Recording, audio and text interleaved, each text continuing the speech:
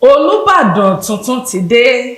Ẹni tí wọ́n yàn gẹ́gẹ́ bí Olubadan ọba Owólabí Ọlákùlẹ́hìn ní yóò gba adé gẹ́gẹ́ bí Olubadan ti ilẹ̀ Ìbàdàn ní ọjọ́ Ẹtì Friday ọjọ́ 12 oṣù keje ọdún 2024. Kọmíṣánná fún ètò ìròyìn Dọ̀tun Oyèládé ló sọ èyí di mímọ̀ ní ọjọ́ Ẹtì Friday.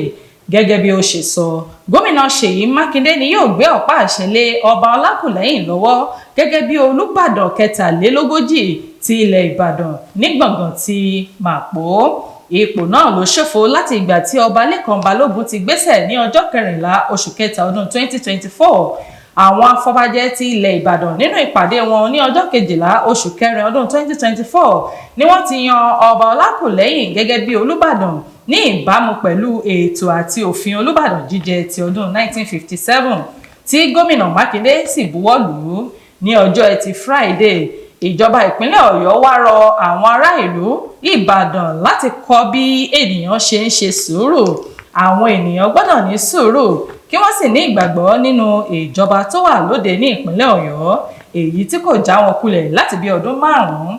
Oyèládé wá rọ àwọn ènìyàn ìpínlẹ̀ Ọ̀yọ́ pàápàá jùlọ àwọn ará ìlú Ìbàdàn láti múra sílẹ̀ de ìfinijoyè àti gbígba ọ̀pá àṣẹ sí ipò tó ń bọ̀ lọ́nà ní ọjọ́ 12 oṣù keje ọdún 2024. Kò ní jù báyìí lọ lórí ìròyìn Yajoyajo fún ti tòní. Orúkọ mi ni Olúwafúnmiláyọ̀ Adéṣẹ́wọ́ láti ìkànnì Jígí Alára. Káfíńre pàdé o.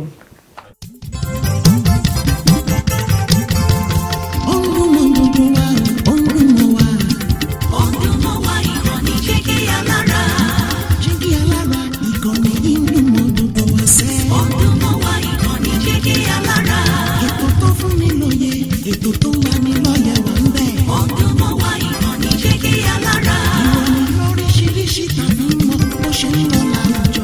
Ọdún mọ́ wá ìkànnì Jígí Alára. Ìkànnì Jígí Alára. Jígí Alára.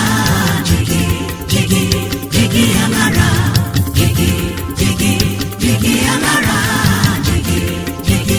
Jígí Alára.